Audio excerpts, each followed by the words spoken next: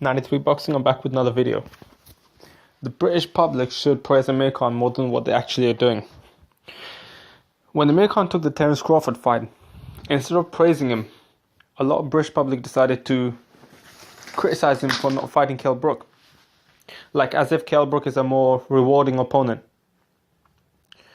While they're criticizing Kell Brook for fighting, or they're criticizing Khan for fighting Crawford,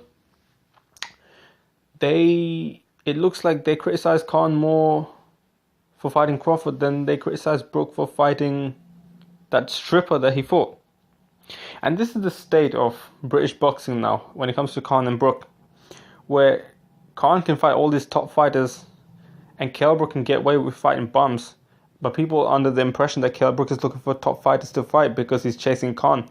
No, he only wants Khan for the payday. Otherwise, he would have not ducked Jesse Vargas, and this is the second time he ducked Jesse Vargas. Kell Brook has ducked Jesse Vargas, Diego Chavez, Brandon Rios. He's ducked Tim Bradley. I remember he ducked Tim Bradley back in the day when Amir Khan was chasing Tim Bradley. Kell Brook, and I mean I could be a bit wrong with that, but he was ducking a few fighters back in the day. He's like he always is. Kell Brook also was offered a 70-30 split, where 30% to him for fighting Amir Khan, where he would have got the biggest payday of his career. He decided not to. He would have lost the title because at the time Errol Spence was his mandatory. But the problem is he acted like he's offering the title to the table when if he took the Khan fight at the time he would have been stripped. And 30% was reasonable considering that Khan is a bigger name. You know, Khan was put against Sammy Vargas and he outdid everyone on non-pay-per-view, like on just regular TV. He holds a world record actually. So Khan is a bigger name than Brook for sure. For sure. It's just he was a bit inactive. The best of Brook does not surpass the worst of Khan when it comes to pay-per-view numbers and just revenue. Kell, you know, the British public is gonna criticize Brook and Khan for not fighting Brook, but let's wait and see who Kell Brook fights. Kell Brook will not fight anyone relevant unless it's for a payday. He moved up to 154. People saying he's struggling to make 147. He should move up to 154.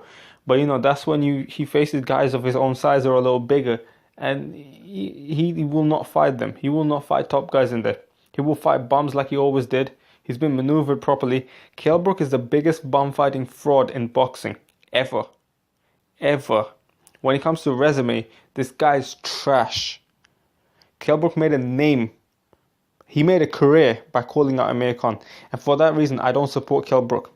And I kind of hope the fight doesn't happen between Khan and Brook unless Brook gets like a 10% split. Because, and for you, anyone to think that that's not right and that you support Kell Brook, that's really bad for boxing for you to support Kell Brook, because Amir Khan has fought top fighters, whether win, lose or draw. Kell Brook hasn't. When you're supporting Kell Brook, you're actually supporting his behavior.